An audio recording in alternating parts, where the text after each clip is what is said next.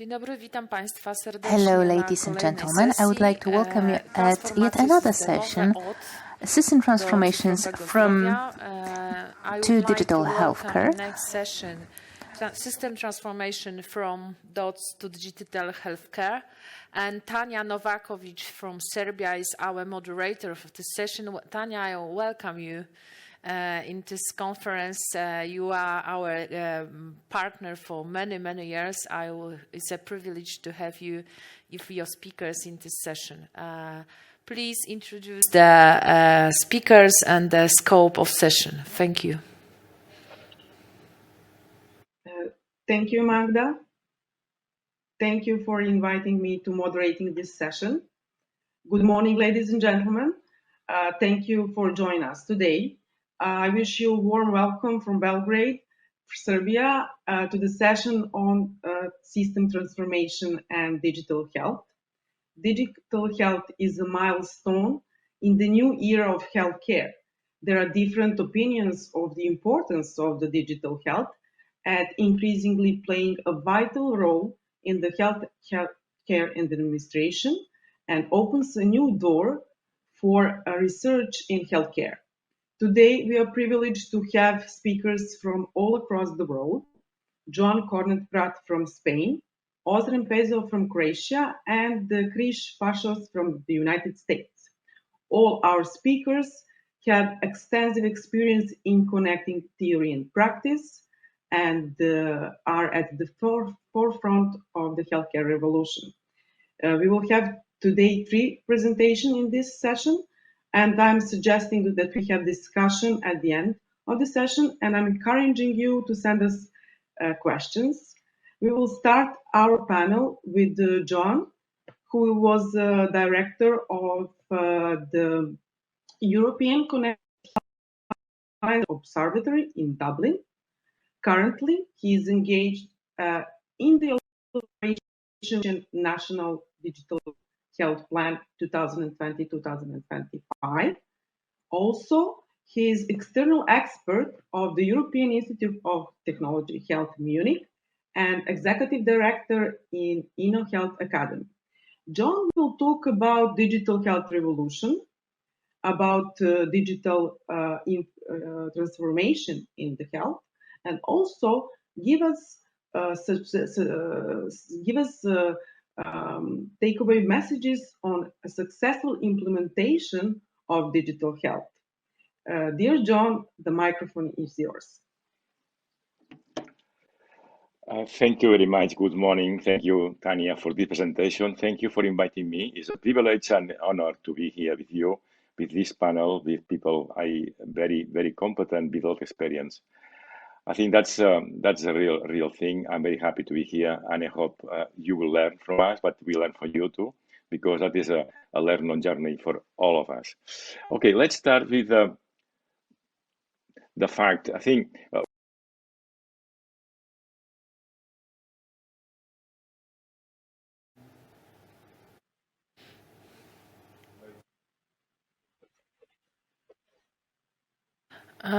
we have some technical problems with connection. Maybe in short, it will be no problems. We have to wait.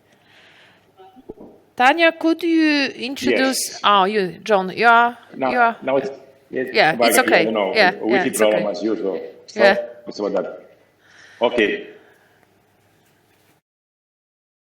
Again.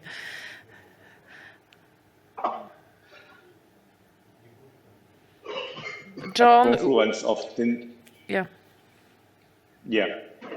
is a confluence of the informatics at the beginning, and we see in this slide the way is changing from the beginning of the beginnings, starting for the international classification of disease, and after different steps. I don't want to go along with that, but it's only to see is the confluence between the computer power, the computer intelligence, and the fact is the life sciences and medicine is a confluence of both. Being said that,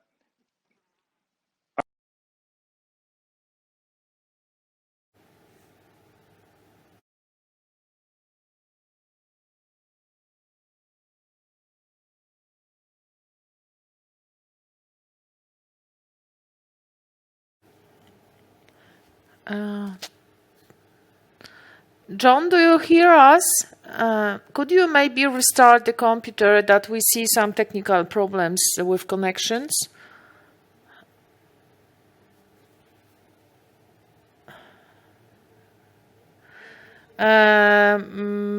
Proszę Państwa, może ja w międzyczasie szybko przedstawię Państwu całą sesję i tematy.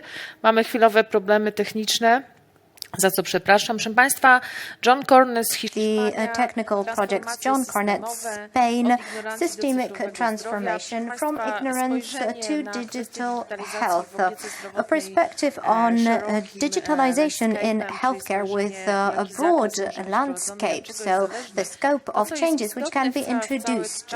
What is important during this session, we will also show you how COVID-19 impacted the digitization of healthcare.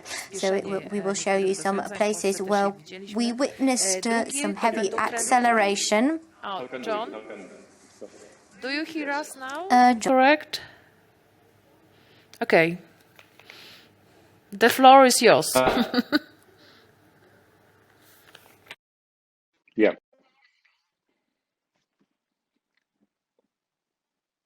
Okay. You see my slide now? Yeah. Okay, I don't know if it's working now, but anyway, I will try to explain that the healthcare, the health itself is not depends only the clinical care. It's very important, of course, 20%, but 30% is the behavior of the citizen or the patient, and 40% social and economic environment. After 10% in physical environment. That means that when we talk about health, we are talking about clinical. That is a very important thing, it's a key issue, but we have to take into account the whole lot of what means the health in the broad sense for the citizen, behavior, socioeconomic environment, and physical environment. And that is the fact that when we talk about digital health, it takes a little of everything. It's not only the clinical side, it's basic, this one, but can be more wide because can be prevention, can be education, etc. And one thing is to define what is digital health. Digital health is, in fact, different things at the same time. There are different definitions. Before was e-health as a basic thing. And the fact is, we have one definition from HIMSS, another one from the World Health Organization. The HIMSS, they are similar, but it's only to see that when we talk about digital health transformation, it's about action, about processes, not about technology itself. Technology is the tool, allows people to work different.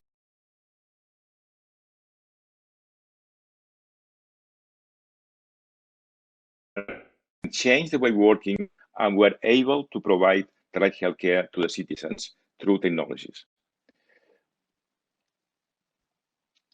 No.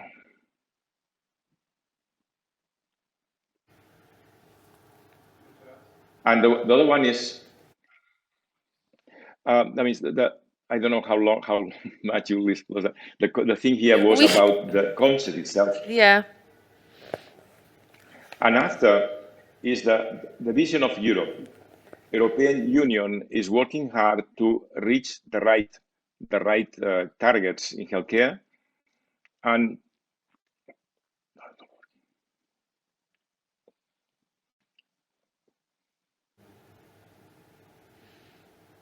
is working in a way.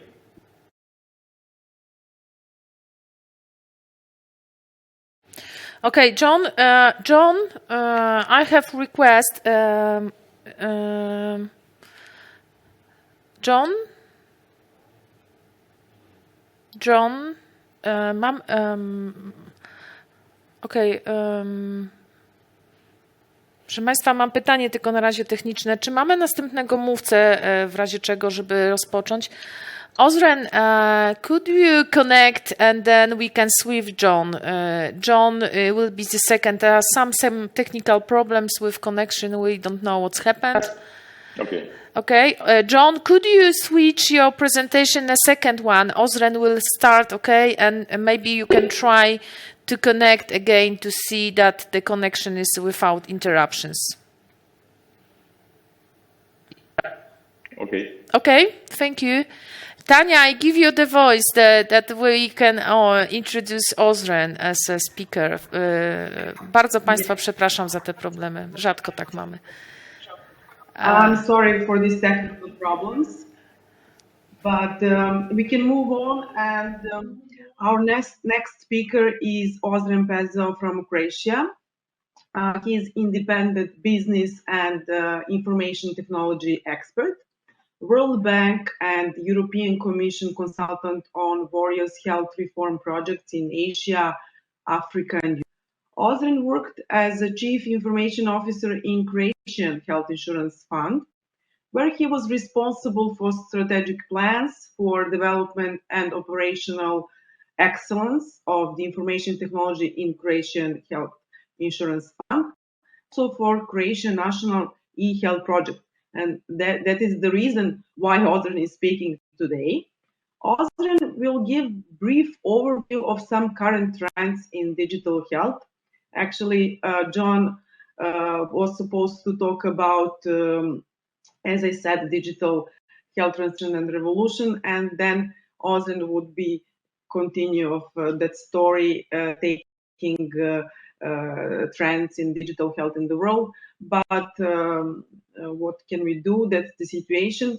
So, and an example as a Croatia, he will be shown how investment in the health can improve aspects in the health system in the way systemic and long-term approach.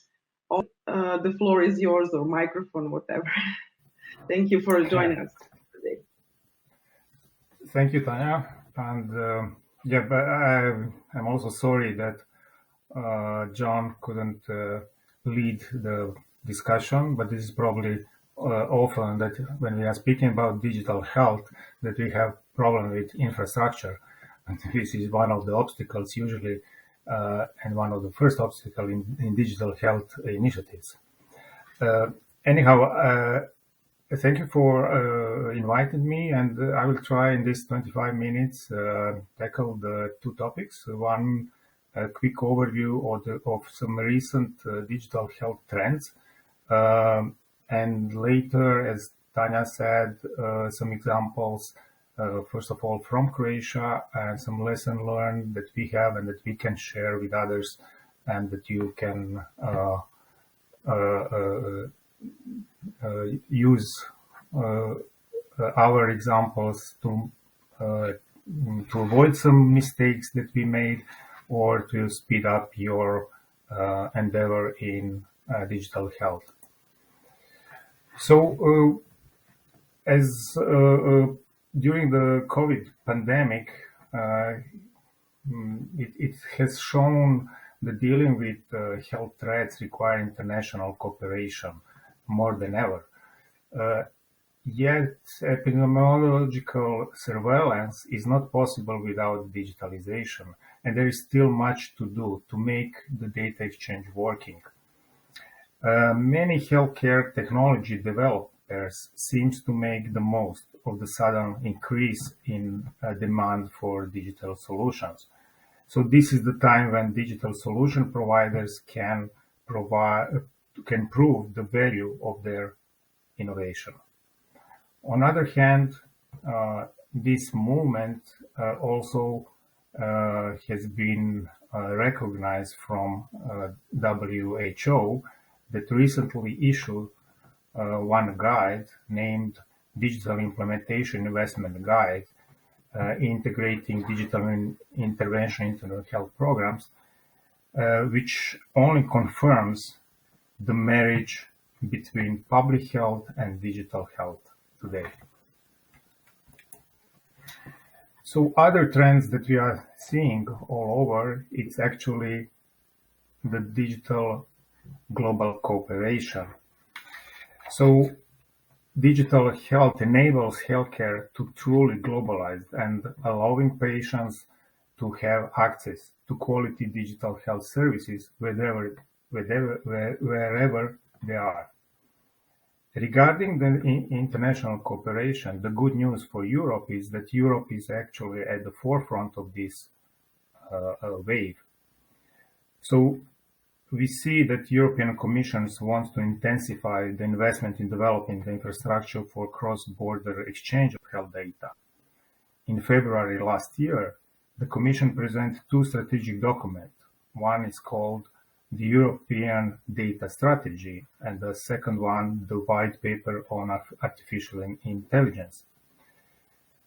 And part of this is European Health Data Space, which is one of the planned initiatives under the data and strategy that should promote exchange and access to different health data types to support healthcare delivery, health research, and health policy making purposes.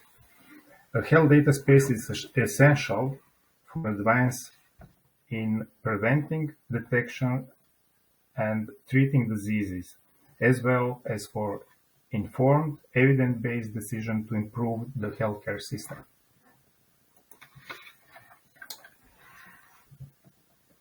We mentioned now also on previous slide that also European Commission recognized AI as a new, I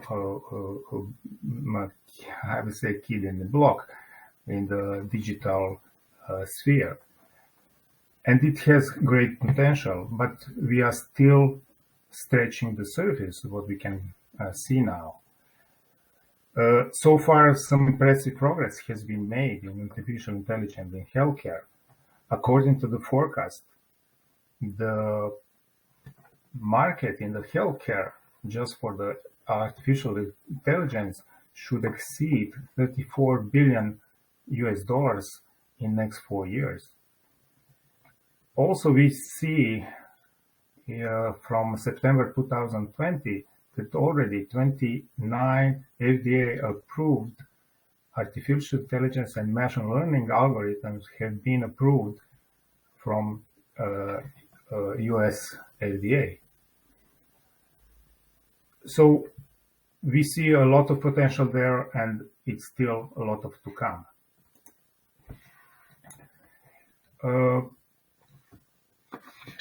Maybe during the John presentation, when he is tackling the healthcare workers, we see that all over the world, the Europe, and especially in Europe, is expecting to be Europe is expecting to be short of 4.1 million healthcare workers by 2030. That is the research of Deloitte that recently came out. So we see that also, not just because of the pandemic, but overwork staff faced burnout. Around a third of European clinicians thinks to leave their profession, according to the Deloitte research.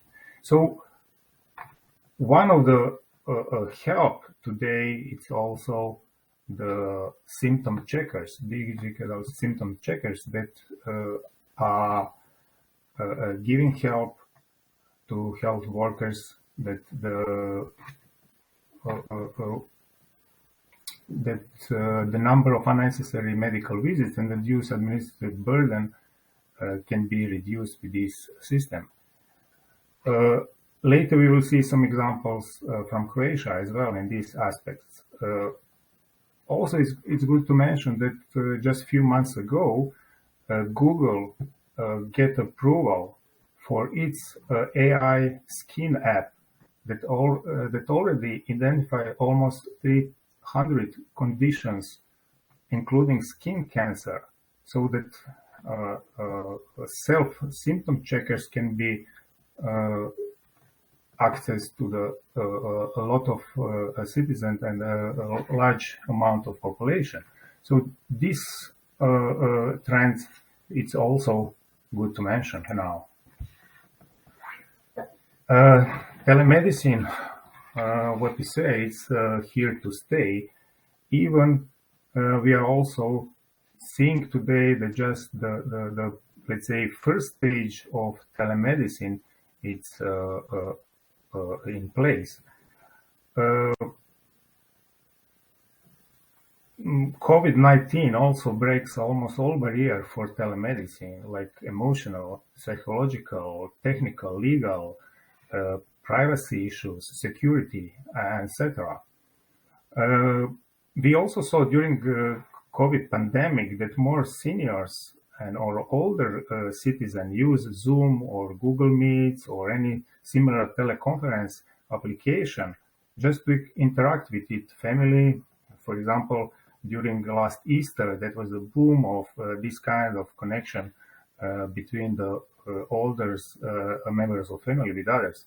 But this also helped, that experience helped them a lot to, let's say, break or decrease the generation digital divide that we know that already exists in all countries. So this also helped them, first of all, senior citizens, to go online for telehealth as well. So, but as I said, this is just the first phase. This is just, in most cases, just the conversation between doctor and patients over the internet or over the phone. So only televisits and teleconsultation. And we know that this is not enough.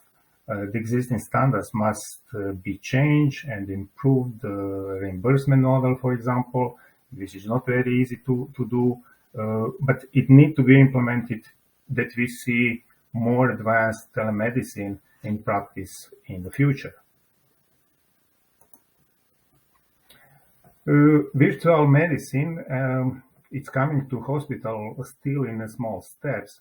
Market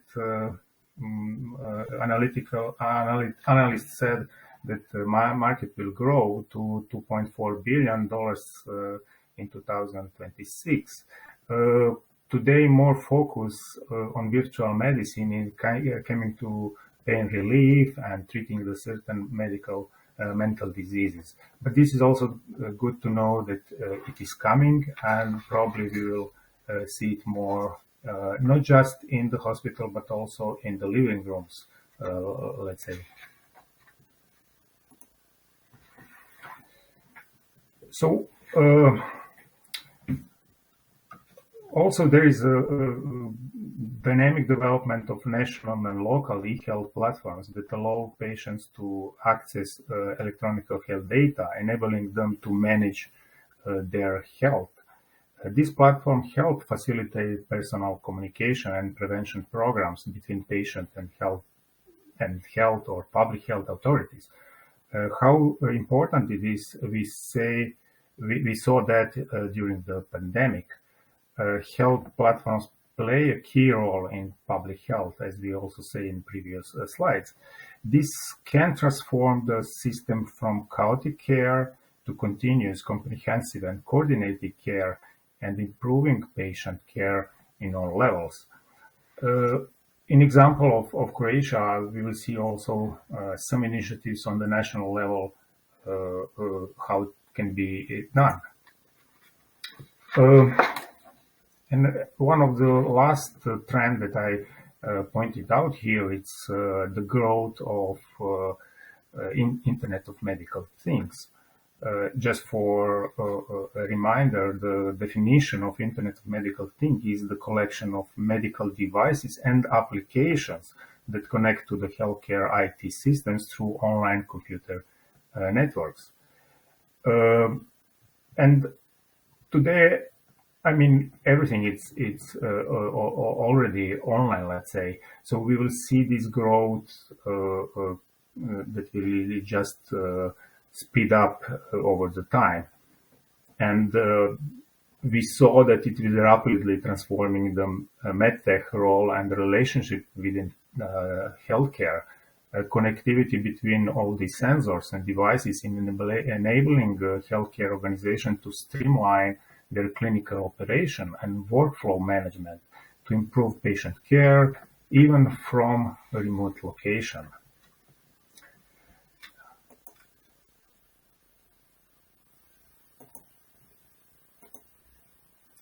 Okay, so the next part is actually the example of how Croatia developed its e-health system over the years.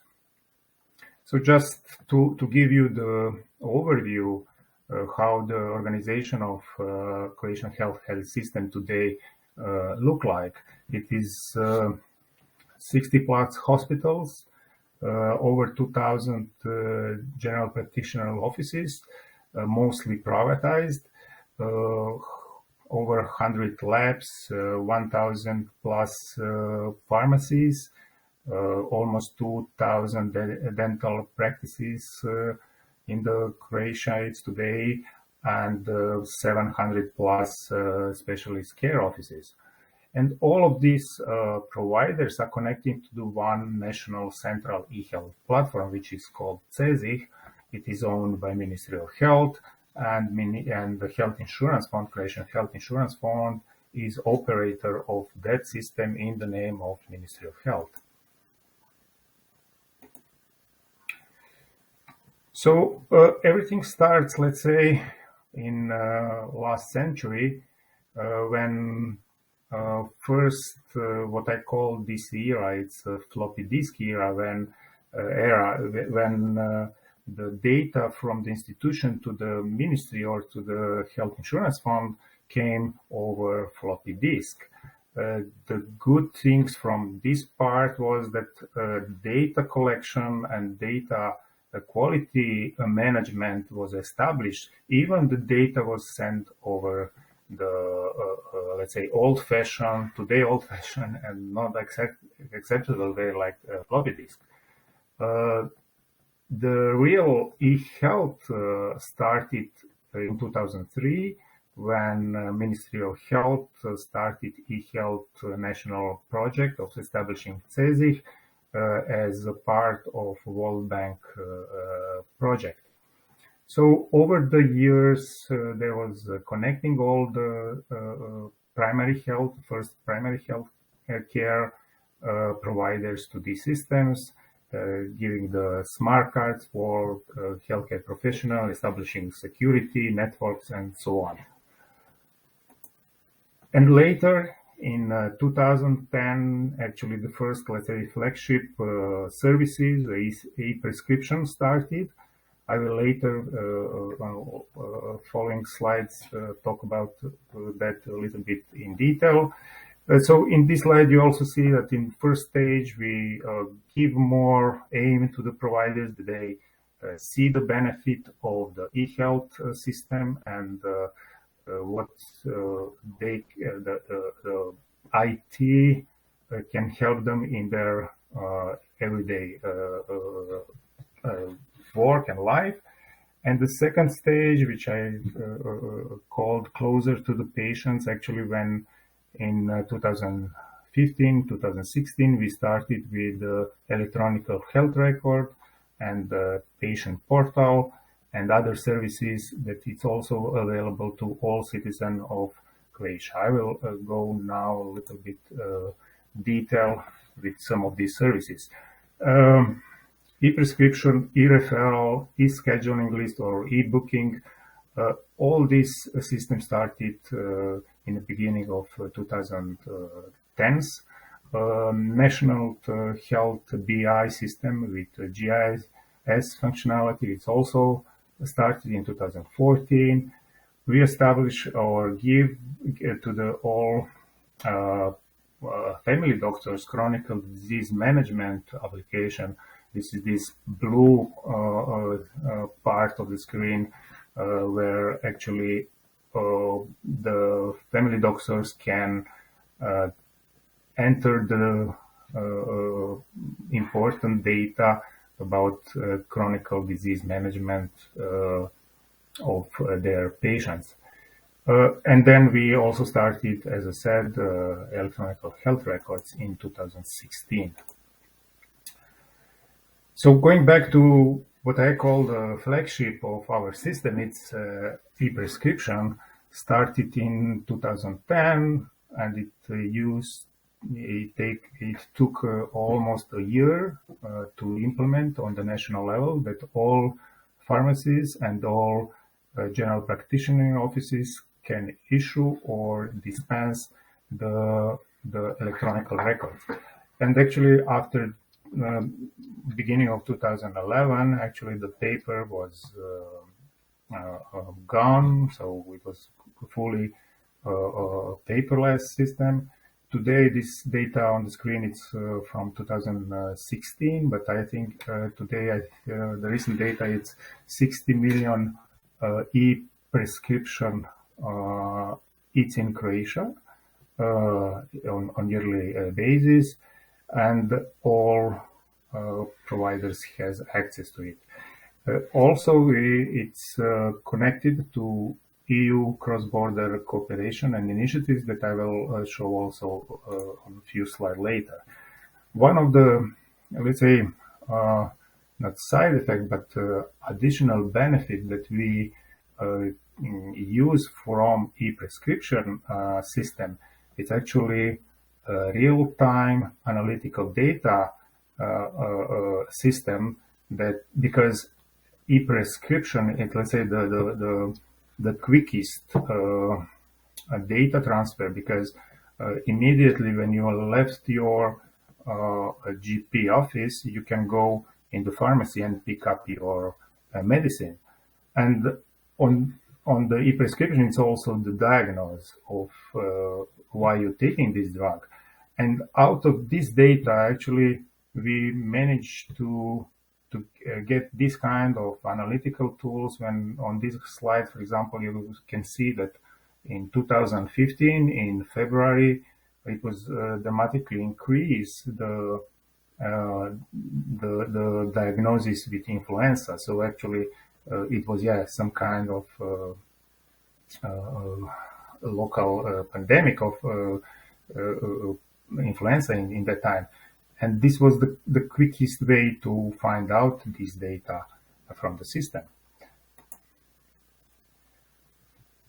So, as I said before, all this system gave us the opportunity to participate in all EU digital services infrastructure, e-health digital service infrastructure, and one of the best example of this, it's a patient summary service and e-prescription. So actually in this slide, I'm showing that today, if you are coming from Malta, Czech Republic, or Portugal, and need some medical treatment in Croatia, in any GP offices or in any hospital in Croatia, Croatian doctor can access to your patient summary that is available from your country.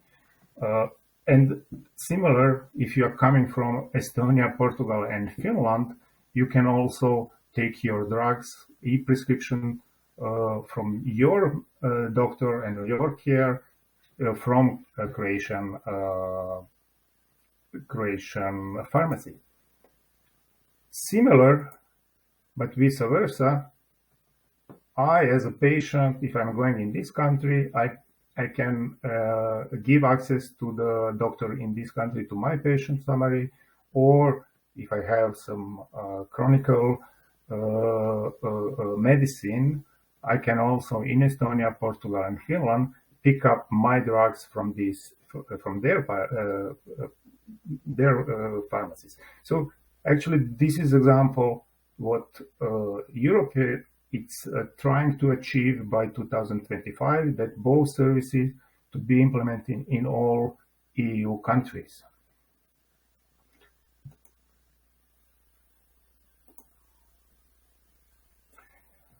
So also, as Magda mentioned before, so how COVID was, let's say, a good wind of digital change. So in this slide, I'm showing that we actually started with e-referrals as a service gradually in 2011, but actually it was very hard to have the success of e-prescription in the way that everybody are using it, and that we get rid of the paper version of referral. But actually just in October 2020, when the withdrawal of obligation of providing the referral in paper. So it was just, let's say, political decision was needed that everybody accept the e-referrals, and today we have fully implemented e-referrals on all providers' side.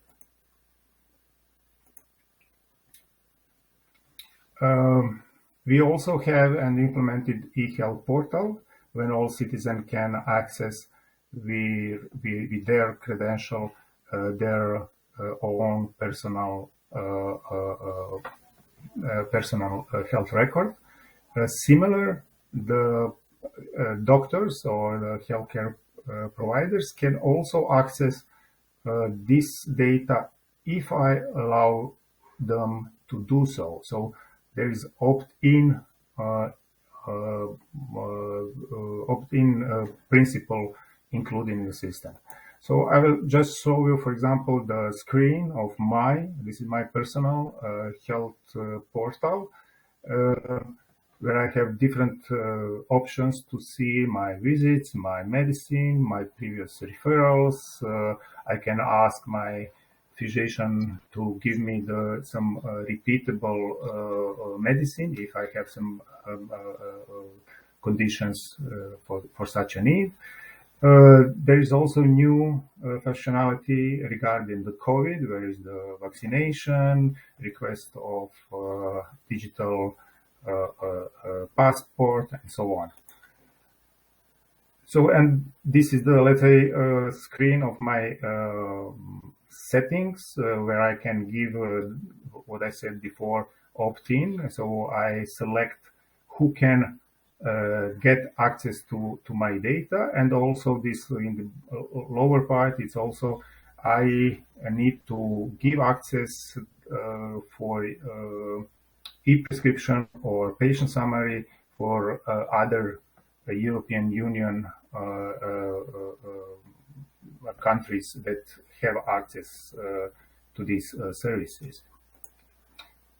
This is the similar but just view of my data from a mobile app. So patient summary as a mobile app.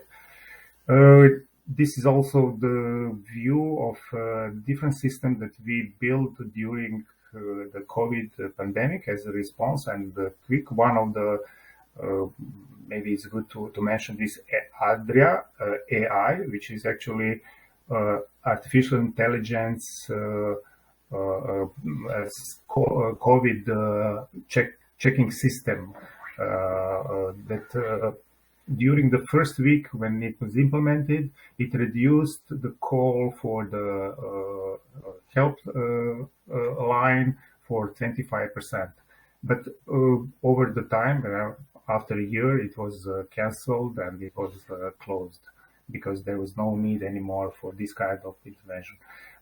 I'm running out of time, so I'm just speeding up of this. This is also what it's nice to see the policy paper that came out as one initiative also during some discussion with other countries last year. So here you can find different, I think 11 recommendations from different countries from Europe, what they've done during the pandemic in the sense of sustainable digital health services during the pandemic.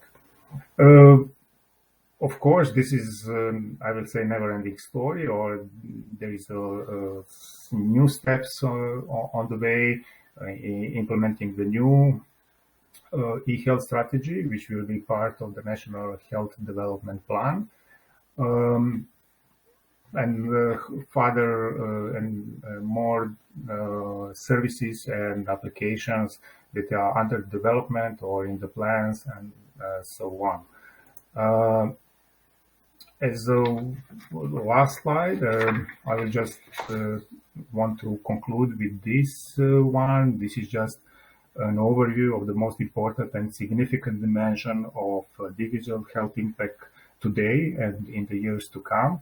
One, it is impact on interaction or communication between patient and healthcare providers, payers, between different levels of providers during patient or citizen healthcare journey. Impact on care delivery. I will say on all levels of 4 W's, what, when, where, and why. Measure of outcomes.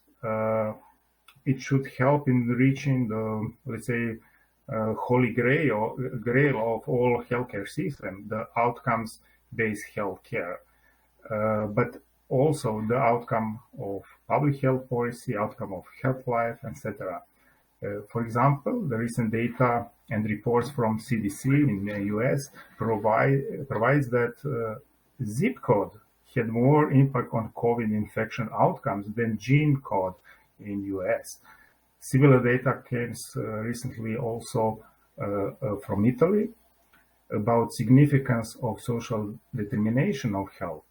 So this example leads us to use of digital health impact on research and development, where today's tools and finding patterns and connections in various set of big data in healthcare dramatically change speed and quality of research in academia, in pharma industry, in healthcare, and others. So thank you for your attention, and sorry for being longer than I was planned. Thank you, Ozren, for excellent presentation and so comprehensive. Thank you for sharing all these examples of creation, development of e-health.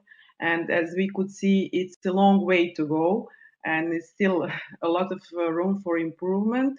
And we can see it's a slow process.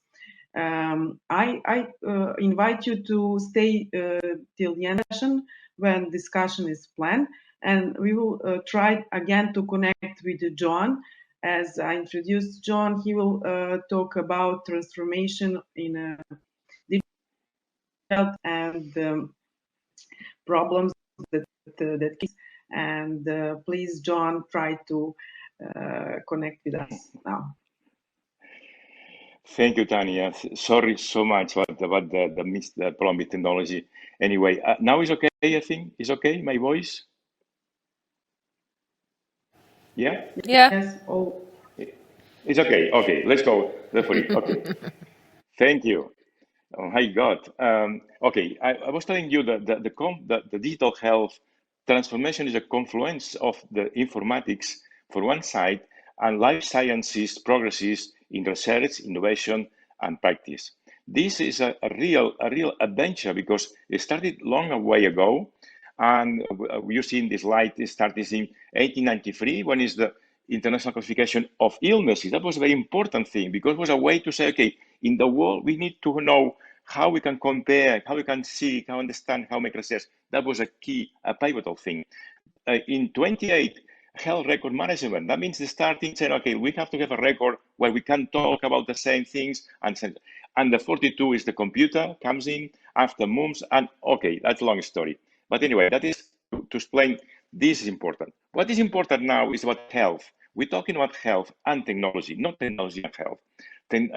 Digital health is health. And one important thing for research made different times and coinciding the same figures is the clinical care is only 20% of the health of the individual of the person. That means it's very important, but it's 20%. And on that, we have the behavior of the patient is 30%. That means if you drink too much alcohol, you smoke, you don't eat properly, you don't diet, you have the right diet, you have a problem in healthcare. The socio-economic environment too is important. 40% living in a power city or the power area is different. No, in Barcelona, for example, from the center town to the high level standing is 10 years difference of expectation of life. Okay, and finally, the physical environment where you are. Okay. That's important because digital health can help not in social and economic because it can change that, but you can change the behavior of the patient. That is digital health. And digital health, in this graphic, we have two different, one from HIMSS and from this World Health Organization, and is similar. The idea is the confluence, and that is the amazing thing, how everything is a convergence of different technologies in research, genomics, and company. You can read that later, but it's only to see the effort to explain that, because it's something new. It's difficult to explain. And I think this HIMSS and World Health Organization is good to know what means that. It's not only technology, it's the process to change the way we are working in healthcare, the way the patient makes face to the illnesses, and the way the person, the citizen, takes care of the health they have. And the European Union has been very active on this area, despite the fact, we cannot forget, the European Union has no competence in healthcare, it's in technology, but not healthcare, but is making a big effort to show how much we can do together and how the different experiments or different innovations can be transferred to country in order to advance, to accelerate the process to implement digital healthcare. And that is a graphic very important for me, is to understand how complex it is, because in this graphic is a lot of technologies already into the market, big data, digital health, precision medicine or health. And the important thing here is to understand the relation among them. That means not the technology around that is not different things alone. They are connected. And this yellow, green, and other colors, red and company, in this graphic shows the way the different technologies need each other. That means it's not possible to go ahead with genomics without big data. I cannot go with wearables without a good digital health. That means everything related. That means that is a complex world, difficult to understand sometimes, and they need to work together. Nobody knows everything. And the future is to work together in a collaborative way. And in this one is more specific about what means digital health in the process. No, I think for one side we have the processes, how we can manage the processes to be more safe, more agile, more client or patient oriented. And the other one is how we can make things more intelligent, how we can face risk in an appropriate way, and to change the process we produce healthcare. And the delivery is agile, data sciences, and customer experience design. The patient has to be linked, has to be involved in the development of digital healthcare. They need to be part of that in one stage or the stage. And for that is important data backbone, what is the data from the patient, how we have the communication with this data, software as service or cloud, security, very important, all the legal things, all the legal norms, and to face any problem with hackers. And the Internet of Things, that is becoming more important. And we need capabilities, talent, partnerships, money. We need money. If it's no money, finally nothing happens. Important things, governance, and the other one is how we organize ourselves. And that is a key issue, how we organize healthcare in a different way. And that is a very complex thing, because not about technology, it's about humans, it's about doctors, nurses, about managers, politicians. I think it's a very complex issue, and we need to do it properly in order to make progress. In this one, it's very important for me, because at the same time is when we link what is for healthcare delivery, and it's clinical trials. And that's a key issue, because we are not talking about only to deliver better healthcare. We talk about how we can improve to make things happening in the trials, clinical trials. And in this case, it's important to know how technology can make bigger, safer, and clear data for research in academic, in technology, and in professional societies. Okay, I'm speaking too fast. I'm trying to speak slowly. Sorry about that.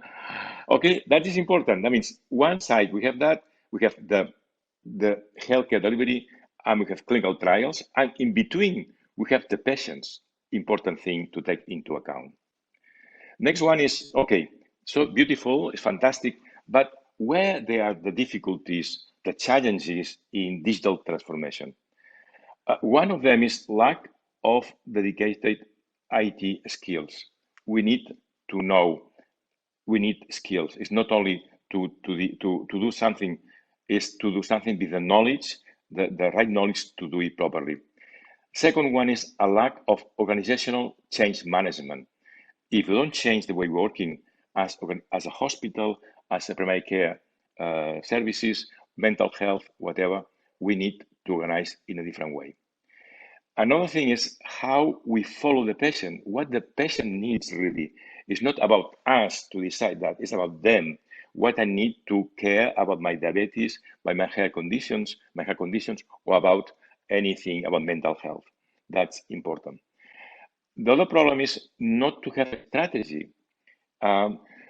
Sometimes in a hospital, they make some improvements, some gadgets, some technology, but that is not enough. As Osran said before very well, I mean, that was a fantastic example. Osran is a great person, a great expert. The experience in Croatia, we have been working with the government to create a real strategy for Croatian healthcare system. The other one is about budget. Okay, we need money, I said before, and the budget should be not only for once, it's a budget for several years to make the technology real and to make digital health real too. And the budget depends on the different systems. Every country has different systems and depends the way who's paid by taxes, by insurance companies, etc. But we need a budget to do it. Another thing is the data. I talked before about big data. That is a key issue for the future. If we don't have the right data, the data really well done and very clear, it's very difficult to use this data for either way, for the patient healthcare or for the research or the clinical trials. Another one is the inefficiency. That means how we are more efficient in a way, and the patient has a better care and better health. The other one is, okay, Austin already talked about that. I will insist on that. You can say a lot of things. Digital health trends to 21 is one example, could be different, but it's the most, I think, let's say, logical thing. What is the future in 2021? One is the telemedicine. Telemedicine, after, as I said, also, telemedicine has been the, let's say, the big, outcome from the COVID-19. The doctors, nurses, they need to communicate with the patient in a safe way, in the quickest way. That's important. But not only telemedicine for patient and doctors and nurses, is telemedicine for, among doctors. Could be a lot of sometimes consultations, second opinions, or have advice from other doctors far away from the place you are working. There are cases at this moment, European countries working with African countries, helping doctors to make an operation with telemedicine. Of course, the operation is made by the doctor in Africa, but it can be guide, can be advice, can be mentored by a surgeon in one country in Europe. Those mental health. Mental health is a pandemic now, was before COVID, now is worse. There are more people with mental health problems. Sometimes not acute problems, but anyway, mental health problems. The other one is artificial intelligence. That is the key issue in the future. How we use data to improve the outcomes of healthcare, how we improve data in order to have better clinical trials. And artificial intelligence, that is at a conference probably, intelligence is something amazing, because as the name says, it's intelligent. And the things today, they are not the same in 2 years' time. And the more data, the more machine learning is used, we have more and better systems of artificial intelligence. That is a key issue for the future. The other one is personalized medicine and preventive care. Wow, that is very, I think, as I said in my graphic at the beginning, the patients need to be able to manage themselves, to manage when they're healthy and to manage when they have a health problem. And that is the prevention, education, and to have the patient on board in order to be more active and to be more capable to face the illness when is the case, or to keep going healthy. And the final one is occupational health. That is now, I don't know in your countries, but in Spain, we have real difficulties. Doctors, nurses, and other healthcare professionals are burnout. The COVID-19 has been a very difficult time for them, and it's not easy to recover for all this effort, all this stress they have been suffering, and sometimes still suffering. And how we can make our professionals to be with them and to provide the right tools in order to avoid to be burnout and to have a better style of working. Okay. And Patria, to finish my presentation, that is a long story. I cannot explain everything here, but that is 10 takeaways that we did in our project with Osran in Croatia. And at the end was a kind of what we learned from all this process. And it's very, very quick. Governance. If there is no governance, that means from top down, from bottom up, we need to have a governance. The managers, the directives, the politicians, the political policymakers, and all the system has to be with the governance. To align digital plans with healthcare objective. That means healthcare, what we want to achieve, and how the digital plans can help. Standards, interoperability, and cybersecurity. The fourth one is involving patients from the beginning. They have to have a say. They have to help us to co-create the solutions they need for themselves as a patient. Invest and promote in a personal health record for all. Osran explained very well what is going on in Croatia, and this is amazing what they're doing there. And the thing is, the personal health record is a tool for all citizens, and that is something has to be with more services, more opportunities to use these tools. Promote research and provide evidence of digital health. It's important. Medicine is based on evidence, and we need to have digital health solutions with evidence. That means we need clinical trials. We need to be sure testing the solutions, the applications, whatever. It's important to have that in a way to make doctors, nurses, and patients to trust these technologies.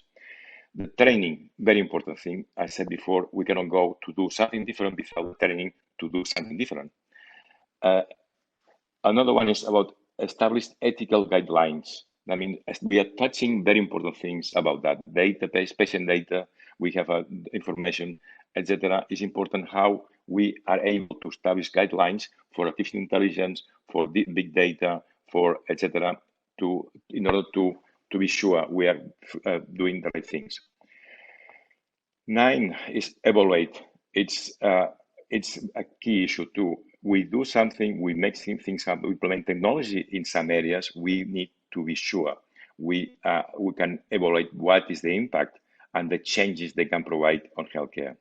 And finally is communication. Communication among doctors and nurses, communication with patients, and communication with the managers. That means the future is not possible to be successful if we don't have a right way to communicate in a teamwork.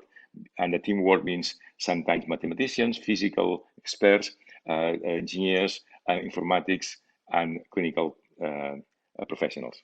Okay, and I'm finishing now. I think only saying sorry again for my problem with the technology. Sorry for being very fast. Sorry for the translators. And to tell you, I'm very happy to have been with you. And the message this picture is saying, okay, the only way to go ahead is to work in a team spirit. Thank you. Thank you, John, for inspiring presentation. Thank you for all these messages, and you open new topics and a lot of thinking for us in terms of future of digital health. But we will discuss about that in the discussion, if you agree. And now I would like to invite. Thank you, John. I would like to invite our next speaker. Privilege that we have Dr. Chris Pashas. Chris Pashas' career has spanned from periods of academia in Harvard Medical School and life science companies like Takeda and AbbVie. Currently, Chris serves as in the board of directors, and he's chief officer and head of research partnership of Genesis Research, which is international consultancy supporting life science industry. Today we will hear from Chris how digital technologies are changing healthcare delivery for both healthcare providers and patients in a way that will improve healthcare outcomes. Dear Chris, floor is yours, or microphone is yours.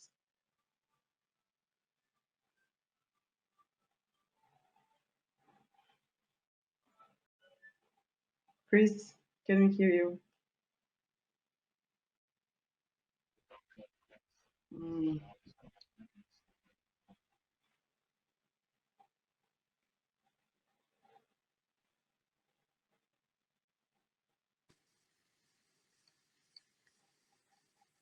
Excellent. Hello, can you hear me? Yes. Wonderful. Thank you very much, Tanya. And thank you to the organizers and to all of you for participating in this very important symposium. It certainly is a privilege to join you and just to listen to the presentations by Ozren and John. We're all aligned. It's amazing to review Ozren's key takeaways of the use of digital technologies for increased and better interaction among all the different healthcare stakeholders, the use for improvement of health delivery, measurement of outcomes, and indeed not just for delivery of healthcare, but also for improvements through the research and development platform. And all of those are very much active areas of investment, active areas of focus for regulators, health technology assessment authorities, the medical community, the patients, and the commercial organizations who are focused on developing new and improved therapies so that patient outcomes can continue on their trajectory of improvement. So today, I'll focus on digital technologies and how they're improving healthcare delivery. And that improvement is happening both for the healthcare providers as well as for the patients. The key messages I wanted to share with you are basically two in nature. Number one, digital technologies are allowing the healthcare provider, as well as regulators, as well as HTAs and payers, to better understand what is happening in the research community. There is literally every year millions of studies that are being done, presented at key congresses of the medical societies, the scientific world, as well as published in the peer-reviewed literature. How do we ingest, as healthcare providers, all of that information so that we can better understand, okay, for this patient, what is the best treatment pattern? What is the way that we should monitor their disease or their condition over time so that hopefully in the end they have improved outcomes? So digital technologies are helping us through the use of artificial intelligence, AI, to be able to ingest that huge volume of literature in a way that makes sense and allows us to focus on what is known and how can we apply what is known, that current knowledge base, as rapidly as it's changing, to the patients who are being treated. And secondly, the use of dashboards and interactive visualizations building on that AI ingestion of literature can help us better understand, again, disease, treatment, outcomes, so that we can take that knowledge base and apply it on a population basis if we're a healthcare technology assessment authority or a health system, or on the patient basis if we're the individual healthcare provider interacting daily with our patients. Number two, digital technologies are improving not just the knowledge base and the ability to translate that knowledge base into practice, but also the experience between physicians and patients. And that really, in my mind, is the big promise of digital technology that allows the patient to better understand what is happening with their medical condition, interact with their healthcare provider, and be able to monitor and progress as efficiently and effectively as possible moving forward. But there is a caveat, and that is that the digital promise, all the wonderful things that Ozren and John have talked about, still requires that human element, that human support. And so I always say the artificial intelligence must be combined with the human intelligence in order to maximize outcomes, optimize treatment, etc. So let's go ahead forward, thinking about those two key messages. Let's start out with the knowledge base and the information that is so prominent, so quickly being generated. How can AI help us make sense of that? Let me give you an example, and that is the product called EBHC AI. So this is a digital technology that every night reviews the medical literature that just got published, whether through, you may be familiar with the bibliography, the electronic bibliography called PubMed, and every night EBHC accumulates what was published and what appears in PubMed and adds that to its evidence database, its AI-generated evidence. And so right now, through the history of PubMed, there are more than 80 million different data points. Those data points are all the articles that have been accumulated and indexed in PubMed. In addition, we have the ability with EBHC AI to be able to look at particular congresses. For example, ESMO, the European Society of Medical Oncology, or EHA, the European Hematology Association. Those congresses, as well as others, if the EBHC is permitted, we go in to those conferences, take out the literature that's in the abstracts and add it to the AI, the EBHC AI database of 80 million points. And then with those different 80 million data points, we're able then to put it into an easily digested, easily read platform. And that's the online and offline access to that platform. So what does that mean? The machine, the EBHC machine, does the reading. So think of a clinical trial result. Think of an observational study, real-world evidence study.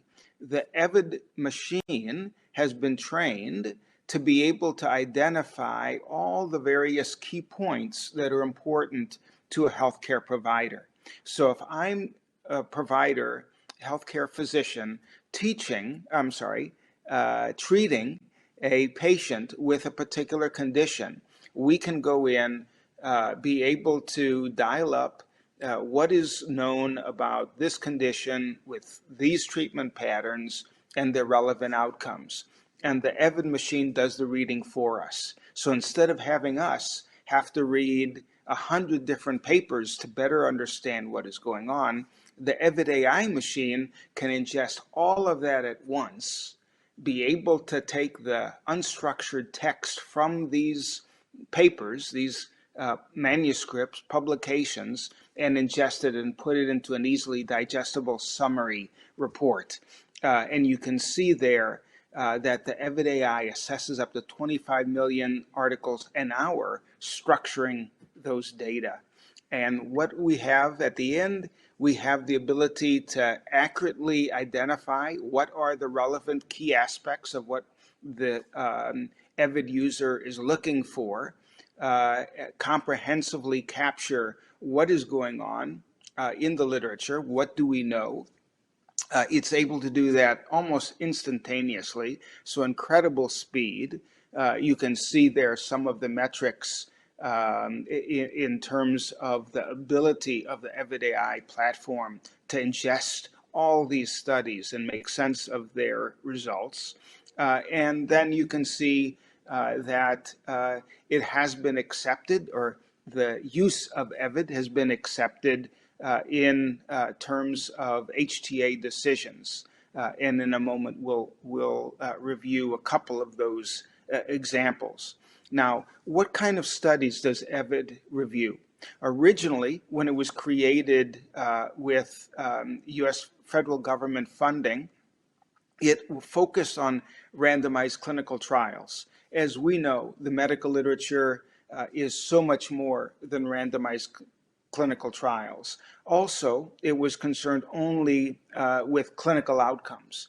And as we know, what's important to the patient, what's important to the physician, what's important to the regulator and the HTA authority is much more than just randomized controlled trials and clinical outcomes. So over time, the EBHC machine has been trained to look at real-world data, so both randomized trials as well as observational studies. And beyond clinical outcomes, EBHC ingests now economic costs. It ingests patient-reported outcomes, clinical outcomes, plus PROs, plus costs, and a variety of other types of outcomes as well. So it has a breadth of ingestion and a breadth of ability to help us as physicians to better understand what is going on. What are the best treatments for a particular condition, a particular subset of patients? That's the promise and the current value of an EBHC AI platform. So there we go. Epidemiology as well as RCTs, burden of illness, a variety of different types of answers.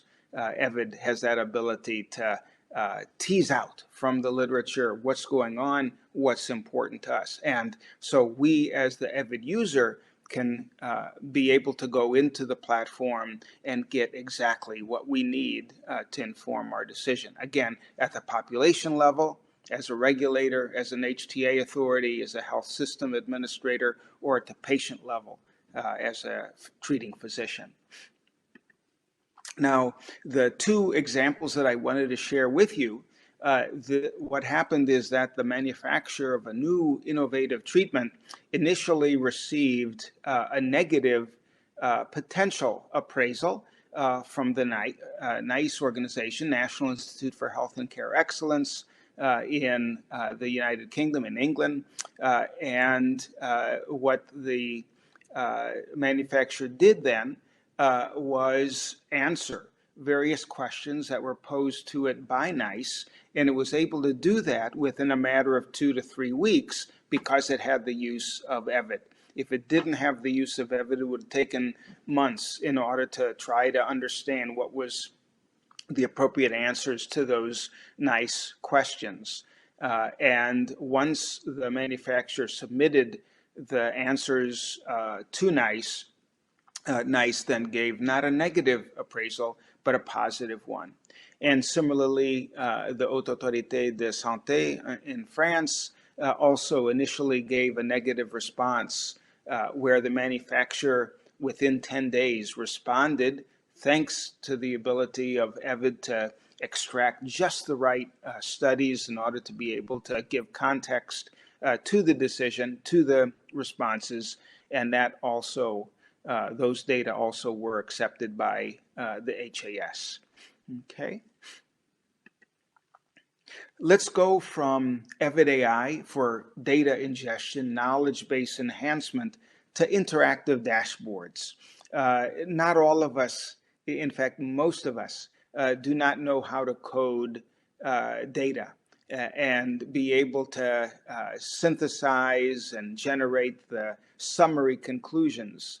So dashboards are an ability, give us that ability to be able, with a control panel, which is the rightmost sort of blue-purple column on each of these two dashboards, we can input particular categories, categorizations, sub-cohorts, subsets of whatever it is that we're looking for, and then the particular dashboard will yield to us results that enable us to better understand. So EvidAI can bring the knowledge base to us, and then with these dashboards, we're then able to really play around, do sensitivity analysis, subset analysis to better understand exactly what is happening with subgroups of patients or with particular patient types. And the particular little dashboard on your right, where it says indication-related medical costs, it allows us to understand by the whole group of patients overall or by subsets, where are the costs, where are they derived from a particular comorbidity, a particular type of healthcare that's being delivered. It helps us understand what is going on. Again, knowledge is power. The more knowledge we have, the more we're able to make more informed decisions about appropriate care.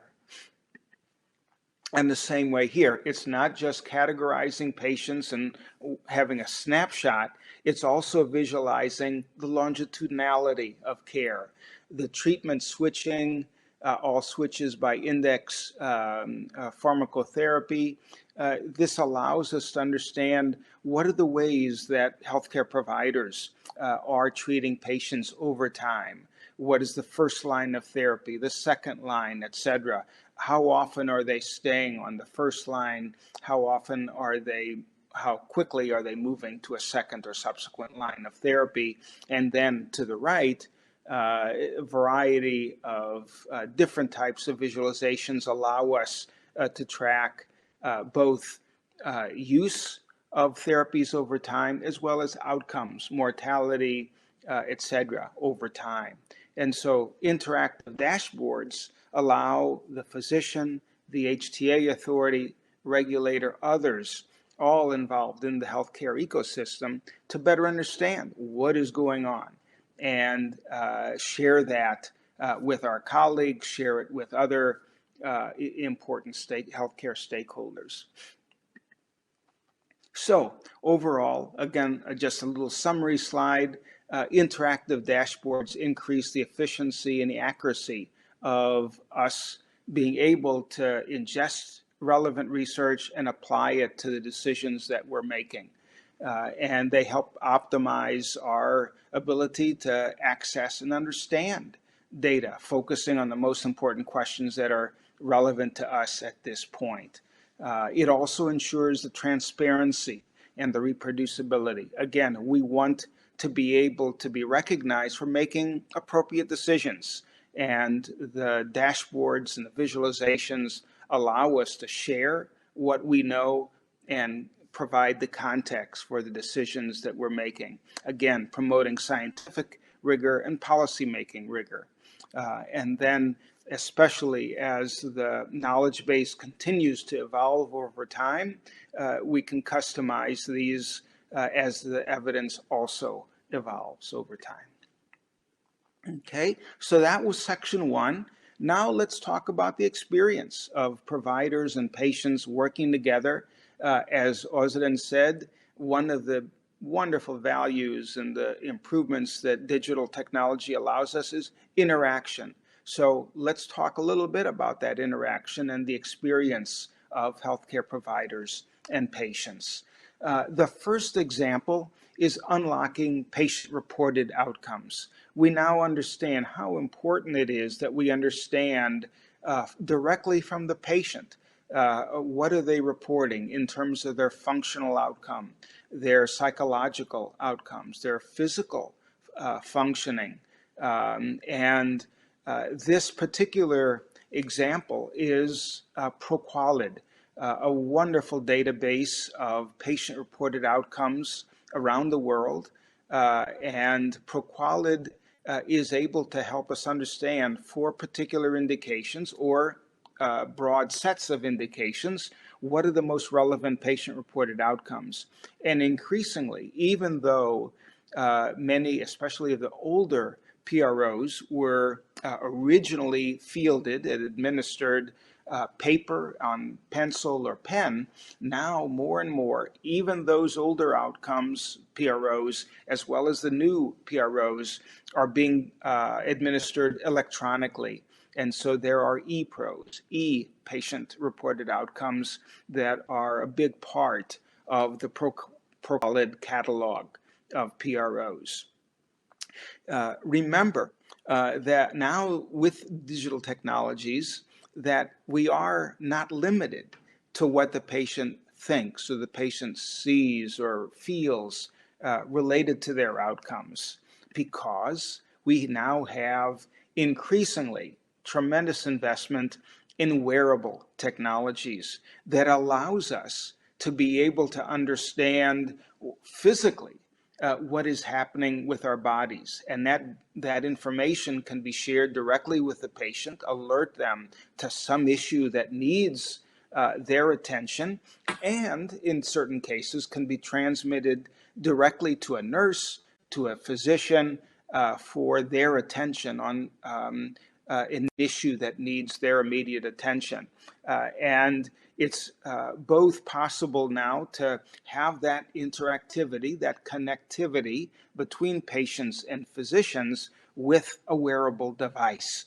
And there's tremendous investment in not just a generic device like this, the Apple Watch, but also in condition specific wearable technologies. So there's a lot of attention on the neurology side, focusing, for example, with movement disorders, on the ability of hand movement, leg and foot movement, and then with respect to psychological as well as neurologic conditions, focused on cognitive capabilities. So a lot of investment going on to improve our ability to be able to identify improvements over time, negative changes over time, and in the latter case, be able to alert the physician community. So again, improving that interactivity between the patient and the physician. And this is not just for healthcare providers and patients to get together, but this particular example relates to a big a research project that came on a couple of years ago, where right after the health improvements that were available, or the health monitoring that was available with the Apple Watch, Apple coordinated with a variety of healthcare practitioners to do a study of a heart condition. And it was able to recruit all the literally hundreds of thousands of patients to participate on this clinical study and be able to understand what is the relationship between certain patient heart outcomes and other factors related to the patient. So for the future of R&D, wearable technologies not only offer tremendous possibilities for the future, but already are beginning to show success. Then we have the sharing of data. And just like Osrin showed, this is a particular patient chart of my healthcare provider. And you can see there, it allows with messages to be able to share the patient to the physician to the patient, back and forth. This is happening. What should I do? And then if there are tests that are being done, you can see there's a little symbol where I can click on test results, whether it's laboratory results, all sorts of different types of tests that the patient may undergo, we're able to click there. And the beauty of that is that they're not just static. It can show you over time what is happening. If there's HbA1c, the patient has died, well, you can track your HbA1c over time to see how it's going. The same way, say, with other types of tests related to cancer diagnosis or cancer prognosis. So messages, test results, it can also help you keep track of whatever medications you may be on, and it can help you set up and keep track of all your visits. So a very nice portal there that allows the patient and the physician to share data with each other. And it's not just that we have one physician. If we want to share that data with others, we're able to do that through the digital patient portal. So right before we conclude, this particular example relates to a patient community. And the patient community found that as much as it wanted patients to interact with each other, interact and share information that was important to each other, probably a third of the patient community was active. A third were not active. Once they signed on, they may have paid attention a little bit to the portal, but didn't after all. And then there was a third that was a bit positive about the portal. They would go into it periodically, but not that much. And so if we want to maximize the importance of digital technology, it's just going to be so important that patients are enthusiastic, incentivized to be able to participate in these digital technologies. AI plus HI, artificial intelligence plus human intelligence will yield so many wonderful attributes moving forward. Okay, so in conclusion, digital technologies are improving our ability to understand the evolving knowledge base, and right now they're improving the provider-patient experience, the provider-patient interactions. So thank you very much for your attention. I really look forward to answering questions with my colleagues, Tanya, Ozran, and John. Thank you for your attention. Bye-bye. Thank you, Chris.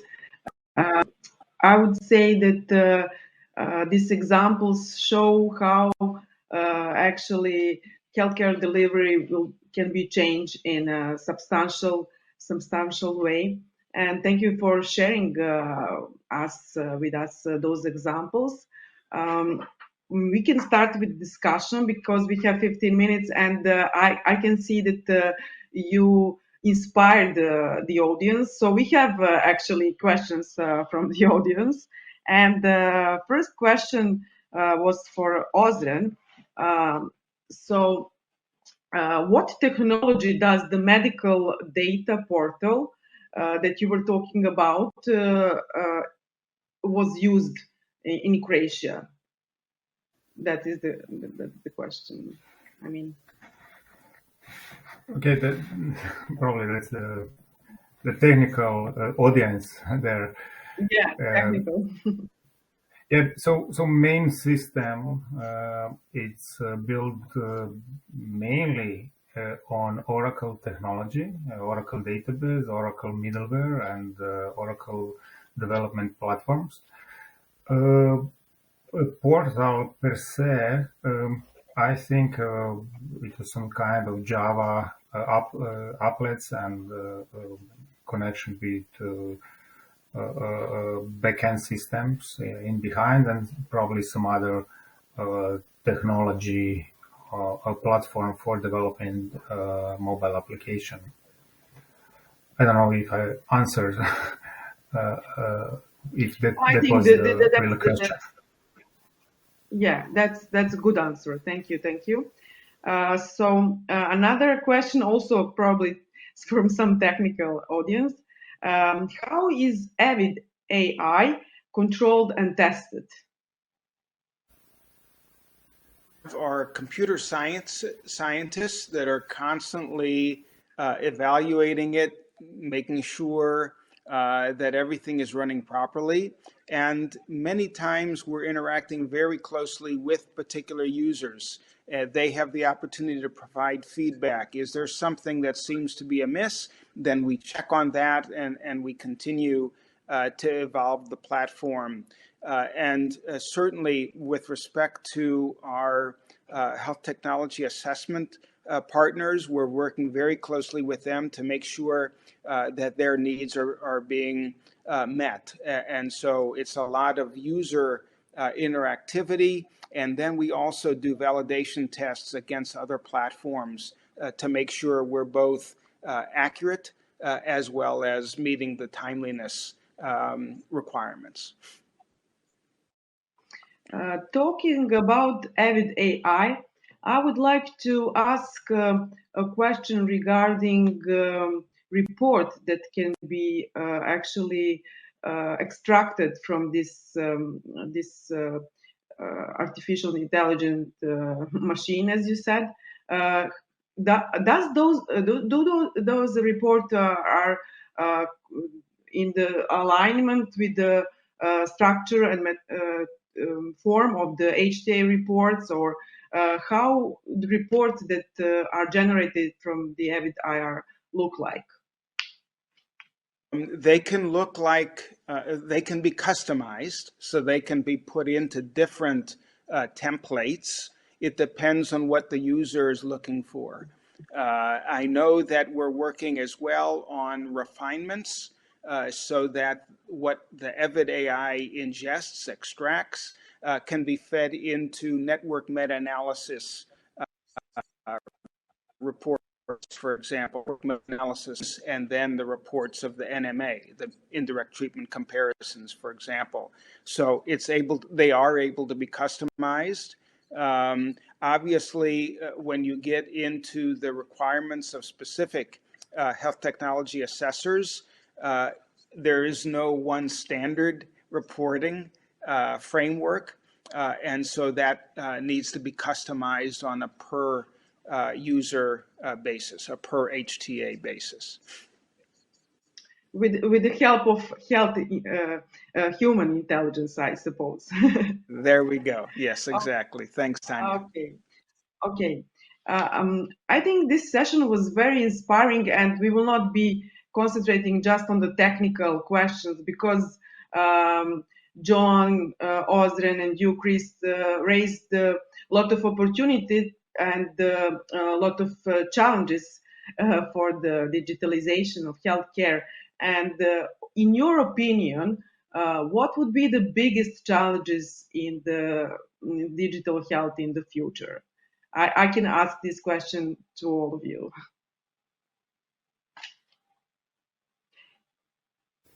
John, can you start? Yes. Yes, thank you. Very interesting question. You listen to me? Is okay? The voice? Yeah. Yes. Okay. I think the biggest challenge is policymakers or the managers. No, if the policymakers are not able to push and to put money into the system, it's not possible to go ahead. That is the main challenges. Or in private clinics or insurance companies, if they don't decide to go ahead, it's difficult. Why? Because, for example, if in a hospital you are a cardiologist and you want to make the cardiology in your hospital a real digital cardiology, needs a lot of agreements. First, to convince your boss, your head of service or the director, convince your managers, convince the board of the hospital, convince the other doctors too, because they have to be convinced. It cannot be service online, only half service. And that means it's a lot of strategy. And that means the challenge is how we can improve, can make this strategy happen. That for me is the most important difficulty. Yeah. Ozren.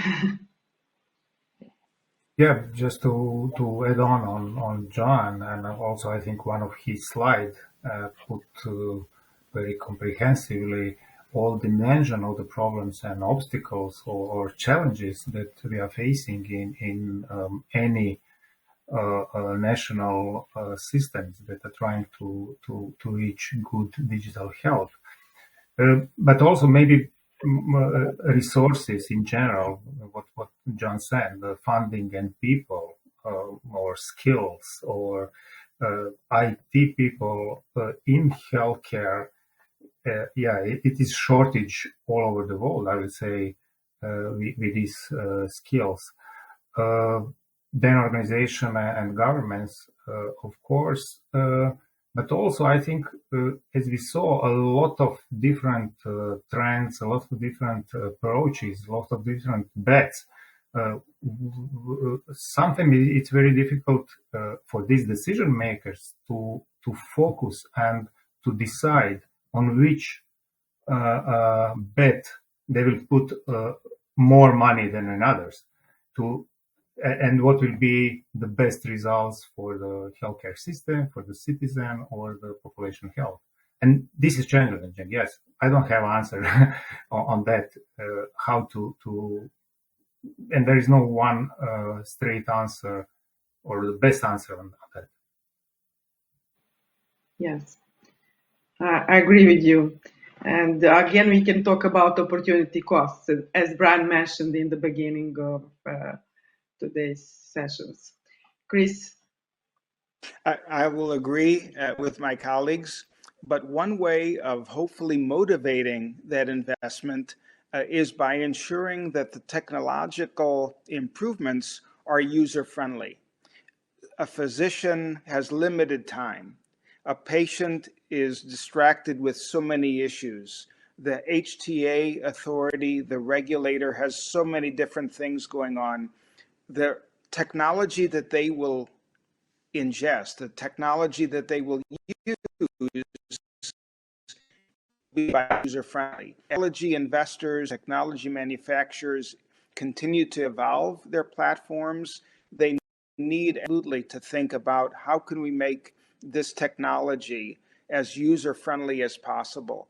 And you look at the successful technologies like the Apple Watch, for example, what has motivated people to take that in? It's the ability to be able to get what they need or input into the device that much quicker, so that user friendliness. So as long as technology companies continue to focus on user experience, then that will hopefully be able to get all the different policymakers as well as the users appropriately enthused and positive about taking on new technologies. Yeah, thank you so much, Chris, for this opinion. And I would also, because we were talking while we were preparing this session, we were talking that we would like to have impact of this session, that something happened when we finished the conference, and how we can actually do some action and call for action. John was leading in that thoughts. And because we are now talking about challenges, I also want to ask you, what would be like most exciting transformation in digital health, where you expect some change to happen sooner than in digital health topics? John, you can start. I'm starting on that. It's a very good question, difficult to answer. But in my view, there is no one success in itself. It's multiple successes. That means, of course, the patient, if the patient is better and the patient is more, able to follow, to stick to the therapy, it's very important. There are some reports about chronic disease patients, chronic disease patients. 60% of the patients, they don't follow the prescription either. They don't took the pills. They do not do the diet. They don't do exercise. They don't sleep properly. They drink too much alcohol. I mean, the question is, that is success. The success when the patient will be really able to manage that. But one important thing in my view, I think, as Chris and Austin said before, the important thing is, I think the drive of the whole thing is artificial intelligence. I mean, that is the most important thing, because that is the let's say the driver to the driving force in order to change. And as Chris said very well, the impact of intelligence is huge, because as he said, I like that, Chris, I like this human intelligence, no? This cross and between human intelligence and artificial intelligence is the future. And everything depends on that, because for research, for healthcare delivery, for the patient, I think that's it. I think that's, for me, is the success is to be able to convince the professionals that intelligence is something, an ally, not an enemy, not a foe, is an ally to you as a clinician, and the patients to understand for them is useful. That is the thing, the most important thing. Thank you. Ozren, can you follow? I agree. And from innovation point of view, or from expectation point of view, artificial intelligence, big data, machine learning, all these initiatives and technology are biggest bet today. We also see that from investment money that are coming in this area, especially in healthcare. And I think, according to some research, this is the biggest bet in investment capital today. So that's from that point of view. On other hand, also going and add on one of the last slides of Chris, this enablement of a citizen, or each patient, each individual, that new digital devices and wearables are giving to us, it will be exciting transformation from focusing today health system. They're focusing on healthcare, but in future it should be focusing more on health of citizen. So the citizenship as a one new dimension, that these new devices, new technology should be accelerate and give us the new scenarios which we are just scratching today. And especially in Europe, it's very hard to connect all these, let's say, my personal data from my devices to my health record. Chris has this example in US. They are, I think, now leading in that direction, but there is still just the beginning of that. Chris, I believe that you will agree with Ozren and John, because your presentation was also based on artificial intelligence. But yes, please, I will give you the word, and soon we will have to close this session. And that I thank you, but I will give you the word. Very good, Tanya. And again, as you said, very much in agreement with John and Ozren. And I think in that alignment, the focus on citizen empowerment, patient engagement, the wearable technologies I'm very excited about, because they give us an ability to understand what's going on. On one hand, I have the Apple Watch, which gives me a variety of health types of metrics that I can assess. On my other hand, I have a second device with a different set of health metrics that I'm able to monitor every day. And over time, the technology's cost will come down. More and more of our citizens will be able to appreciate what they're able to monitor and take care of ourselves, and then engage with our healthcare providers as appropriate. So patient engagement, as Ozren and John said, citizen empowerment, so important. Again, it's our ability to use these technologies for the common good. Thank you again to all of you. This was, for me, a very unique session, and I'm sure that we will make an impact. I can summarize this session in a few words, starting from the world of knowledge, then to technology. As John said, we are not talking just technology, but we are talking about health. So knowledge, technology, health, and patient as a center of the system. And I wish you a very good day. And we hope to follow up on this panel. And it was a pleasure for me to be with you today and to organize this session. Thank you so much. Thank you, Tania. Thank you all. Thank you. Bye-bye. Thank you for all of you. Bardzo Państwu dziękuję thank you for interesting session, especially that during the digitalization you also attach the issue of empowerment, that we trying empowerment of patients. It means that it's not the issue of data, even the access, the issue is how to use.